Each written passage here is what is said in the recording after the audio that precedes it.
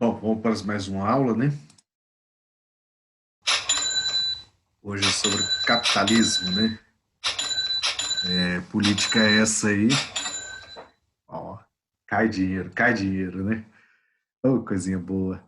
Mas nós hoje vamos falar então sobre o capitalismo, liberalismo, socialismo e o comunismo, né? Vamos entender então essas quatro formas, né, de entendimento aí em relação ao cenário político econômico, né, que nós vivenciamos na história, no mundo e ao longo do tempo, né? Então nós temos aí o capitalismo, o liberalismo, o socialismo e o comunismo. Lembrando que o capitalismo é um sistema muito mais antigo, né? Bom, quando nós falamos sobre capitalismo, nós temos que lembrar que é um sistema econômico baseado na legitimidade de bens privados. Quer dizer, nesse sentido aqui, nós temos que entender que há uma liberdade, né, de comércio e indústria, né, como sendo aí o objetivo de agregar e adquirir, então, lucro, né, por isso que nós chamamos de capitalismo, porque é capital, né, o que está ali por trás, né. E, claro, o que está em jogo dentro do sistema capitalista, né, do capitalismo, né, que nós temos aqui que lembrar, é justamente, né, este fator, digamos aí, de uma economia, né, que está sempre, né, presente, sempre crescente, né, ao longo de todo esse processo, né, dessa construção. Agora, nós temos que entender que na economia, no estudo da sociologia, nós entendemos como sendo, né, um sistema social em que, no caso aí, o capital, né, como vocês já ouviram aí anteriormente, né, o dinheiro, né, está nas mãos das empresas privadas ou indivíduos que, no caso aí, né, é, que na contramão, né, contratam, vamos dizer assim, né, uma mão de obra em troca do salário. Lembrando que o salário é uma derivação aí antiga, né, utilizada pelos romanos, né, como expressão, né, para pagamento, porque os romanos, né, eles recebiam a sua, digamos, parcela de pagamento através do sal. O sal era o objeto de troca naquele momento, era a moeda mais rica naquele período, né? Então, por isso que veio então a expressão salário, quer dizer, o recebimento por um trabalho, né? Por uma tarefa, né? Só para vocês então entender todo esse processo dessa construção, né, etimológica em si da palavra, então salário, que é o pagamento pelo trabalho, né? Só que o que acontece? Quando nós falamos de capital, capitalismo, né, nós temos que entender que, nesse sentido aí, no fator da economia, e claro, no estudo da sociologia, o que é o salário? O salário, então, é o quê? É quando eu troco, né, a minha mão de obra, né, em troca de um pagamento. Eu recebo um pagamento por isso. Então, eu não vou ficar com lucro total, eu vou ficar com a parte do lucro. Então, vamos dizer assim, né? Eu só vou receber uma parte do pagamento que me concedem, que me cabe, né? E o restante, claro, fica aí para, né, aquele que é dono, digamos, do sistema como um todo, né? Do sistema de produção como um todo. E, claro, nós temos que levar em consideração também que o capitalismo é um sistema econômico social baseado, então, na propriedade privada e na acumulação, então, de capital, ou seja, acumulação de riquezas, dinheiro, money, né? Então, nós temos que lembrar que esse processo, ele surge durante aí a transição da Idade Média para a Idade Moderna, já que durante o período da Idade Antiga, da Idade Média, o sistema era fundamentado, né, numa autossuficiência, né? Você tinha o feudalismo, e claro, né, depois, com o passar do tempo, com o ressurgimento, né, das cidades e do comércio, aí sim começa a vir, então, a questão do salário, do capitalismo. Né? E, claro, também vem aí as corporações de ofício e as pessoas que trabalhavam nessas corporações de ofício recebiam, então, um pagamento pelas suas tarefas, né, pelas suas atividades. E também nós temos que lembrar ainda do fator importante, né, que move todo esse processo histórico, é que, durante essa fase, né, da transição da Idade Média para a Idade Moderna, nós temos que lembrar que todo o trabalho, né, que envolve essa questão da riqueza, né, é voltado então para o princípio do capitalismo, né? Por isso que nós falamos então que a partir da decadência então do sistema feudal é que nós então conseguimos entender, né, todo esse processo dessa construção, digamos, do sistema capitalista. Lembrando ainda que quem dá o pontapé inicial para essa construção são justamente os burgueses. Quem eram os burgueses? Os burgueses eram as pessoas que lidavam com a estrutura comercial da Europa, né, durante aí o período então do século XV, no final, não só do século XV, né, eles já surgem anteriormente a isso, né? Quem eram os burgueses? Os burgueses eram as pessoas que habitavam os burgos. Que eram os burgos? Os burgos eram aquelas vilas, aquelas cidades pequenas, né, pequenos vilarejos que eram construídos em torno dos castelos, onde ali as pessoas então praticavam, né, as suas atividades, mas elas cobravam por aquilo ali, né? Ou então elas vendiam sua mão de obra para trabalhar, né, para uma determinada pessoa, um determinado grupo. Então, com o surgimento da cidade e depois, claro, do comércio, essa classe dos burgueses, daqueles que habitavam os burgos, começam então a desenvolver e a implementar cada vez mais esse sistema, que é o sistema capitalista, né? Então, por isso que nós falamos que essa nova classe social, a burguesia, ela é responsável diretamente, então, por esse processo dessa construção desse sistema, então, monetário, desse sistema econômico e, claro, né, desse sistema aí de acumulação de capital e, claro, também desse sistema, por que não ser chamado também de sistema social econômico, né? Então, nesse sentido aí, entra-se, né, a ideia, então, do capitalismo. Mas nós temos que entender, então, que a ideia, a palavra, né, capital vem do latim, capitale, né, e significa cabeça, né, fazendo aí uma alusão, né, a cabeças de gado, né, ou seja, era como que era, né, contado, né, as riquezas das pessoas naquele momento. Então, elas contavam de acordo com aquilo que elas tinham, né? E, claro, nesse sentido, quando nós relacionamos, né, a ideia a um sentido mais racional em si da palavra, né, nós temos que entender que quando se fala de cabeça, nós estamos falando da coisa pensante, aquela que pensa, né?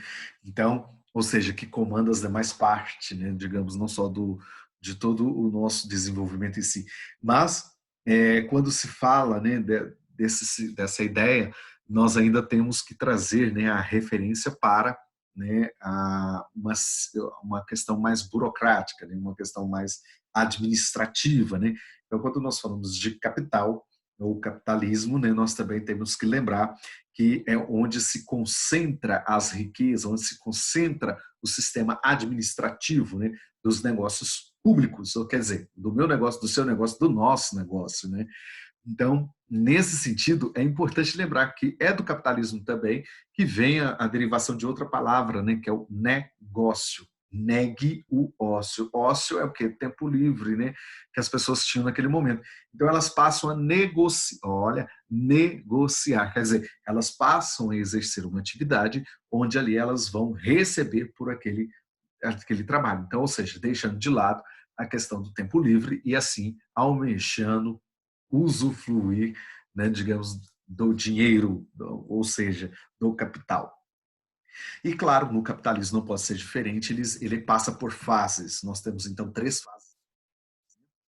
Grito para vocês entenderem melhor. Nós temos a fase do capital comercial, ou mercantil, que é chamado pré-capitalismo, que é essa fase de transição da Idade Média para a Idade Moderna e assim por diante, né? Vocês já conhecem a história. Nós temos o capitalismo industrial, ou industrialismo, que vai ser marcado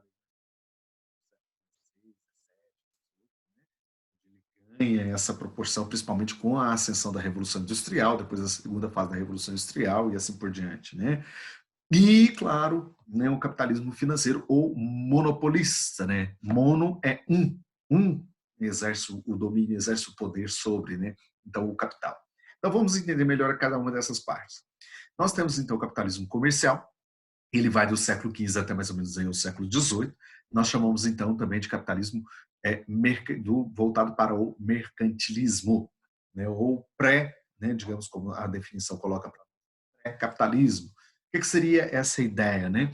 É quando aí você tem então a transição da Idade Média para a Idade Moderna, o fechamento do período feudal e o início, claro, de uma nova mentalidade, né, o surgimento então de uma nova classe social, que é a burguesia. Então, a terra que antes era considerado o objeto, né, de maior fonte de riqueza para os homens naquele momento, acaba, então, não mais o sendo, né?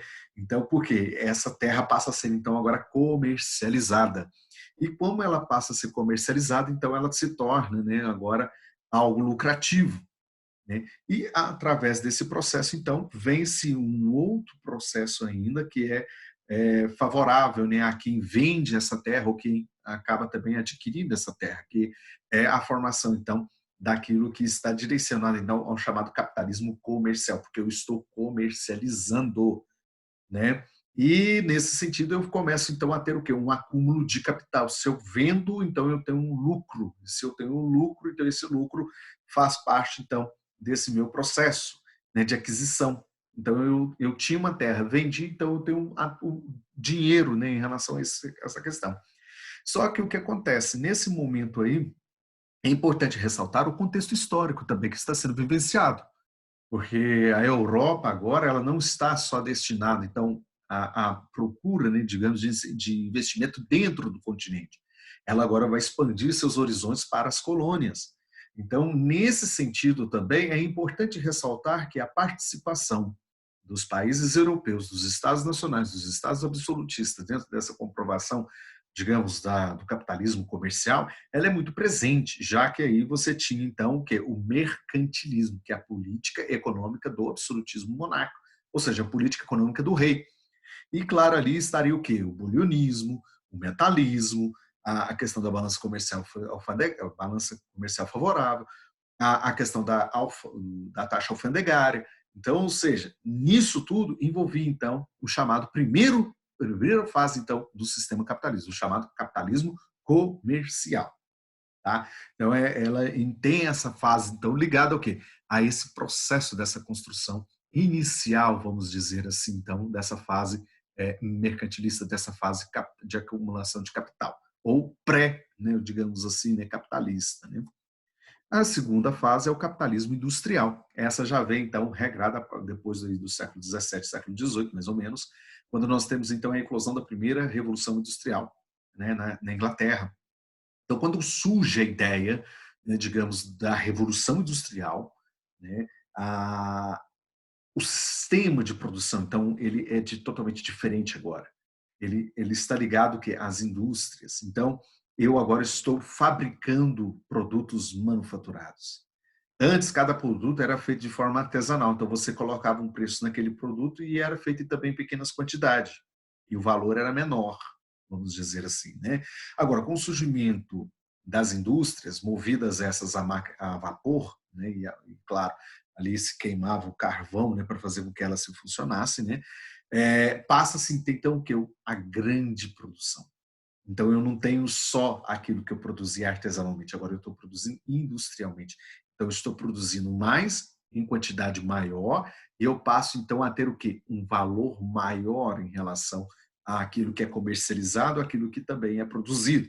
Então, dessa maneira, o capitalismo industrial acaba, então, trazendo aí o desenvolvimento fabril, né, digamos, de produção, já que todo essa forma, né, de se pensar em relação ao sistema de produção exige também o quê? Uma mão de obra. Então eu vou buscar o quê? O proletariado, vou buscar os operários. Né? E lembrando que esse grupo, né, de operários, né, proletariados, eles começam a se formar a partir deste momento, porque agora as indústrias elas precisam de pessoas que possam então conduzir estas máquinas. Só que agora não é mais aquela ideia, porque aí entra dois princípios, né? Antes era o homem que determinava todo o seu processo de produção, né? O ritmo e tudo mais. Agora quem determina dentro do processo industrial são as máquinas, né? Que vão ditar então todo esse ritmo de produção. E claro, né? Isso ficava então muito, né? Ali pedia muito então a qualificação da mão de obra e assim por diante. Como não se tinha, então colocava essas pessoas para trabalhar.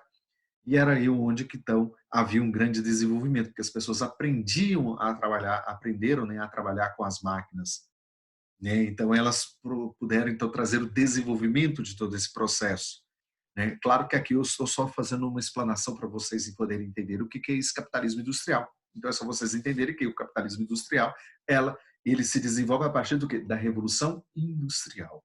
E ele acaba se estendendo então ou até os dias aí, né, dos atuais aí, dos dias presentes, porque ainda faz parte, né, desse nosso processo ainda. Mas a terceira fase é o capitalismo financeiro, ou chamado também de monopolista. Esse capitalismo aí está fundamentado na lei dos bancos e das empresas, ou seja, das grandes corporações, né, onde elas exercem então o quê? O monopólio industrial e ao mesmo tempo também financeiro. Lembrando que nesse momento aí está em ação o quê? A burocratização do sistema administrativo.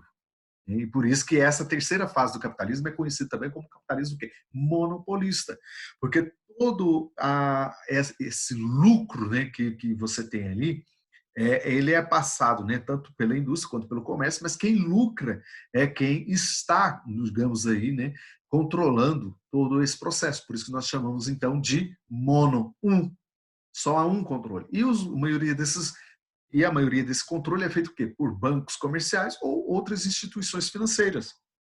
Então são eles os responsáveis por esse processo, por esse motor, por essa engrenagem econômica nesse sentido.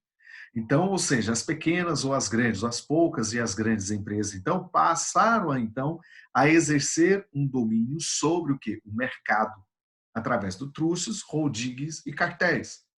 Né? Lembrando que cada uma dessas fases aí, muito importante lembrar, né? A lei da oferta e da procura sempre vai ter alguma coisa relacionada a isso, né?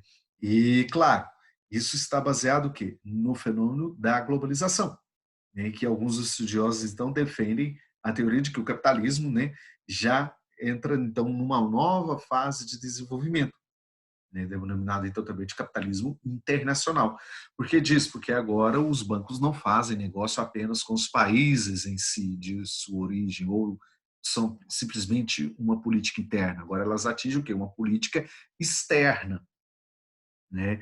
E é bom ressaltar, né, nesse sentido aí, quando nós falamos, né, de todo esse processo, né, dessa construção desse modelo, desse sistema, né, de construção do sistema capitalista, né, nós temos que lembrar que o modelo, né, que está fundamentado, então, nos trustes, né, que eu coloquei para vocês aí, é aquilo que está envolvido, então, deixa eu só procurar aqui na minha anotação que eu fiz para vocês, para ficar mais fácil de vocês compreenderem, né, é que os trustes são aqueles que reúnem, né, empresas que fabricam o mesmo produto.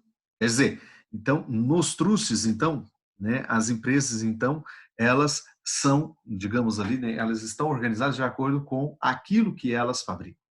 Por exemplo, se eu tenho uma empresa que ela fabrica produto de limpeza, então eu vou ter que organizar este grupo, eu vou ter que organizar essa empresa para que ela possa então estar ali fundamentando então essa organização. Então eu vou fazer o quê? Uma fusão, né?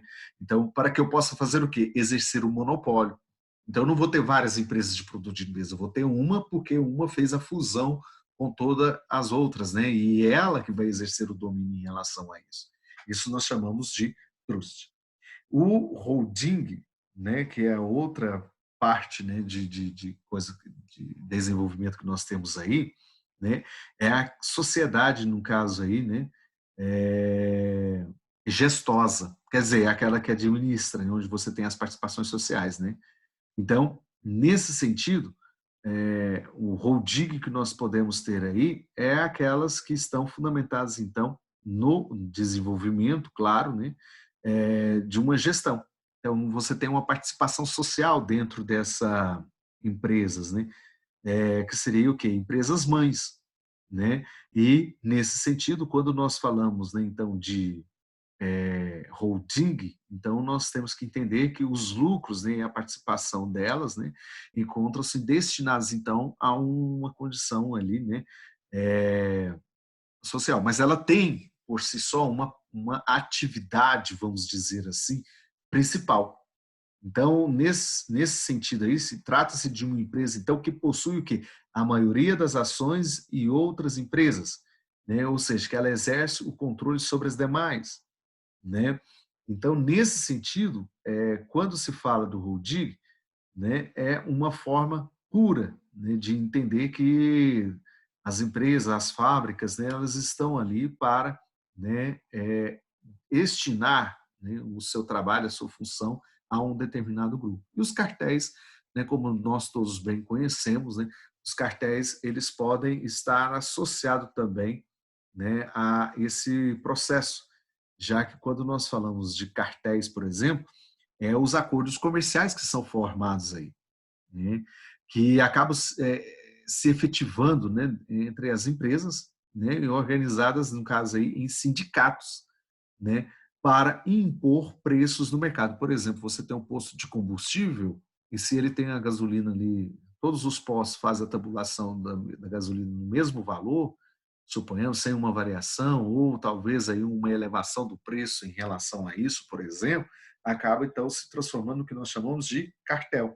Então, é considerado crime, né? Dependendo aí, né, da forma como isso está sendo colocado, pode ser entendido como um crime, né, a ordem financeira. Então, nós temos aí, né, quais são as características do capitalismo, né?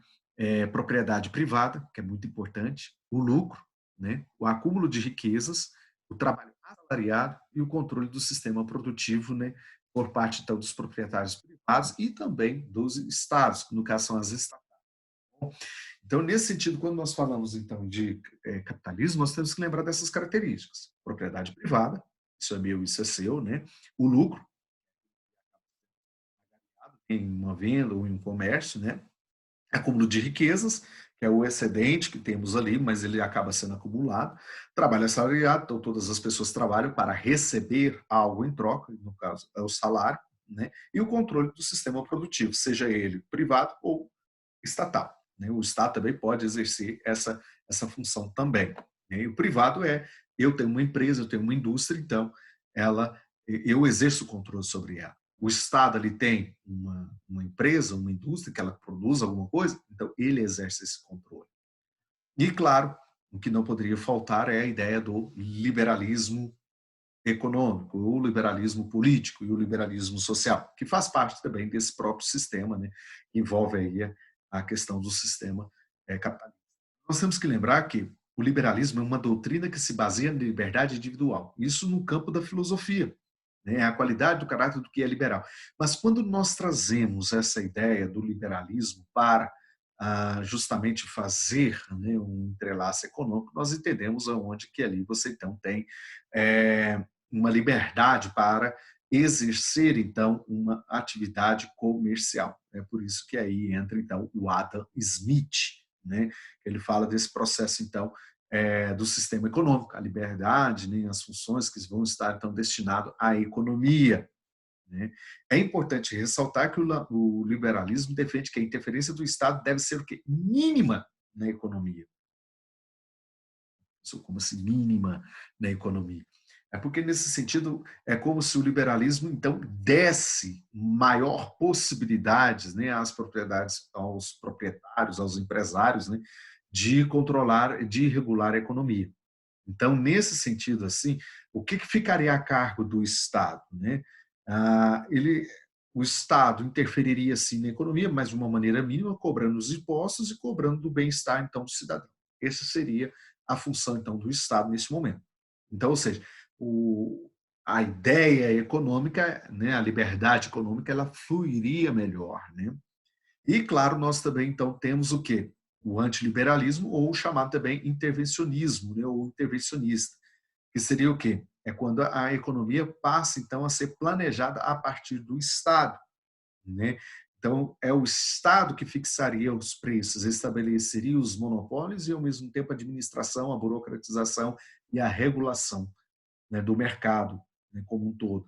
Isso, digamos aí, são teorias antiliberais, né? No Brasil, por exemplo, nós seguimos aí uma tendência liberal, tá bom? Só para ficar claro para vocês. Então, as bases do liberalismo político, claro, encontra-se com John Locke. Ele é considerado, então, o liberalismo, né? Mas o que esse liberalismo ele prega? Né? Ele prega a ideia do direito natural da liberdade, né, que é concedida a nós desde o nosso nascimento ali, mas sabendo que existem leis e normas que são seguidas, né, para estabelecer então esse direito, né? Nós temos ali o direito à propriedade privada, né? e podemos, então, também lutar contra os governos tiranos, né? Que é uma coisa boa, né? Porque aí você tem aquela ideia da participação, né, na questão aí política, mas de forma, né, a atender às necessidades de todos os cidadãos, o bem comum de todos os cidadãos, né? Então, John Locke, quando ele surge com essa ideia do liberalismo político, ele está colocando, então, em choque, né, a teoria do absolutismo monárquico, né? Por que é o absolutismo monárquico? É quando o rei governa de forma autoritária, né, absoluta. Então, nesse momento aí, John Locke propõe, então, né, que o absolutismo então seja substituído pelo liberalismo, né, já que esse então estabeleceria, né, uma ideia de um contrato social, né, um acordo, né, entre os governantes, né, no caso aí estabelecendo, né, justamente aí a elaboração de uma constituição onde ele não teria mais autoridade sobre os indivíduos e muito menos sobre o Estado. Então ele governaria o Estado, mas de uma forma informal, informal seria isso? Não, mas de uma forma esclarecida, vamos dizer assim, um déspota esclarecido. Mas nem seria esse termo também, né? Mas ele governaria, mas nesse sentido o parlamentar estaria do lado do povo e, claro, não só do lado do povo, como também do lado das decisões do Estado como um todo. Por isso que nós falamos do liberalismo político.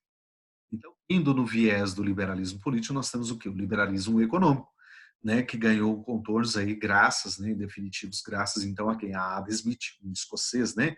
E claro, ele escreve a obra A Riqueza das Nações, né, onde ele mostra então a divisão do trabalho como sendo um elemento então essencial para o crescimento e ao mesmo tempo também da produção e do mercado, onde surge a ideia, né, do laissez-passer, que é a ideia da livre concorrência, né, e claro, da questão do mercado, né? Então eu tenho a lei da oferta e a lei da procura, né? E esse modelo que Adam Smith propõe, então, ele depende da livre concorrência, o que forçaria então os empresários a ampliar cada vez mais, né, a produção e assim buscando, né, um aumento qualitativo, então, né, de seus produtos e ao mesmo tempo também baixando aí ao máximo o custo de sua produção. Então isso favoreceria então o que? A lei da oferta e da procura, né, o que viabilizaria então o sucesso econômico, né, e a prosperidade de todos os indivíduos aí participantes desse sistema. Então nós temos então o Adam Smith considerado então o pai do liberalismo econômico, né? E claro é um dos pensadores mais importantes, né? E claro da economia, né, nesse momento. Influenciou, claro, ele diretamente aí, né, as áreas que estavam direcionadas, né, ao crescimento econômico, a ética, a educação, a divisão do trabalho, a livre concorrência, a evolução social, entre outros assuntos, ele acabou abordando tudo dentro do seu estudo econômico, né? E, claro, também, ele pode ser considerado um dos responsáveis, né, por trazer, então, a, uma ideia, né, que o nosso mercado econômico hoje encontra-se mergulhado, né, que é essa questão direcionada, então, né, à globalização, já que ele, né, quando ele fala dessa liberdade econômica, ele está deixando precedentes, né, para que esse mercado ele cada vez mais funcione, né, de acordo com as suas necessidades e com suas especificidades, tá? E claro, depois de Adam Smith nós temos que o David Ricardo, né, que também é um dos grandes representantes aí da teoria liberal, da escola liberal econômica, né? E claro, ele vai desenvolver então a teoria do chamado, né, valor do trabalho, né, e onde ele vai defender ali as leis, né, férreas dos salários, né, segundo o qual, então, o preço da força do trabalho seria sempre, né, equivalente ao mínimo necessário da subsistência do trabalhador, ou seja, que ele receba, mas receba pelo menos aquilo que possa dar a ele uma qualidade de vida melhor, né? Então, o Ricardo tinha uma visão contrária ao protecionismo econômico que imperava dentro da Inglaterra do século XIX, né? Então, as ideias que ele começou a colocar em ação nesse momento, né, acaba então defendendo a ideia de que o comércio, né, era uma das principais fontes para o enriquecimento e o desenvolvimento da nação. Por isso que ele falava, né, que nesse sentido era necessário, né, abrir vários mercados, várias possibilidades de mercado, só assim a nação enriqueceria cada vez mais. Ou seja, descartando a ideia, né, de que ficar preso simplesmente no fator econômico interno não era bom. Tinha que abrir o quê? O mercado externo, a possibilidade para o mercado externo, né? e identificou que os consumidores são beneficiados, né, quando ocorre então a maior produção de bens no país. Então, quanto mais se produz, mais então as pessoas são beneficiadas. Quanto menos produz, as pessoas passam fome. As pessoas não conseguem se alimentar, as pessoas não conseguem se vestir, as pessoas não conseguem andar na rua, as pessoas não se satisfazem. Então, quanto mais você tiver, melhor é, porque aí você acaba, então, segundo ele, tá? Acaba, então, trazendo, né, uns benefícios para dentro do, da nação, né?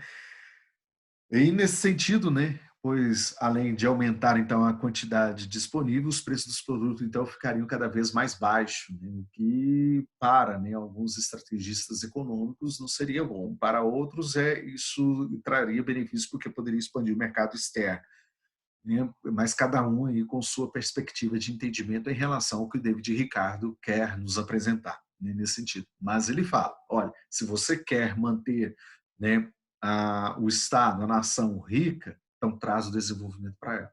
Se você quer manter seu Estado, sua nação pobre, então deixa como está. Né? E essa é uma das questões que acaba então entrando em discussão em relação então ao David Ricardo. É importante ressaltar aqui nesse sentido que, em oposição ao mercantilismo que nós temos aí, o liberalismo, né, e claro, por uma questão que surgiu na Europa, que é a Revolução Industrial, né, o liberalismo, então, solidifica-se somente no século XIX, né, o que vai fazer com que se torne, então, uma ideologia predominante ali, né, em toda a sociedade ocidental. Por que disso? Porque em 1789 nós temos, então, a Revolução Francesa. Né? Antes dela, nós tivemos a Revolução Inglesa, no século XVII. As ideias de John Locke começam a fazer efeito, surgir efeito, então, durante o processo da Revolução Inglesa, né, que é a queda do absolutismo e a ascensão do liberalismo político. Então, junto à ascensão do liberalismo, né, político, nós vamos ter, então, o quê? A ascensão do liberalismo econômico. Então, ou seja, não é que você tem só um tipo de liberalismo, não, você tem o liberalismo econômico, o liberalismo político, né, o liberalismo social e assim por diante. Né? Isso que tem que ficar claro para vocês. Porque, na verdade, o liberalismo ele está andando ali quase que assumindo a característica lado a lado ali com o capitalismo. Porque ali você tem, então, o que em jogo a propriedade privada. E o capitalismo defende o quê? A propriedade privada. Ele defende o comércio, ele defende o monopólio comercial. Né? Então, por isso que o liberalismo ele vai assumir várias formas distintas ao longo da história em relação a isso. Né? E no Brasil, um dos partidos que acabou assumindo essa característica muito marcante do liberalismo aí foi a UDN, a União Democrática, né, Nacional. E isso aí, né, em 1945, ou seja, pós-governo de Getúlio Vargas. Interessante, né? E isso acabou, então, ganhando proporção, né, na história do Brasil, né? O que foi bom, né, até o momento, porque aí trouxe, né, um incentivo ao desenvolvimento comercial no país, né? Então, meninos, fica aí, né, essa parte então que eu queria apresentar para vocês, o capitalismo e o liberalismo, mas ainda não terminou, porque nós ainda vamos encontrar na segunda parte, onde eu estarei tratando com vocês então do socialismo e do comunismo, né, os viés que estão aí, né, na contramão, digamos, né, do capitalismo. Beijo no coração de vocês, até a próxima.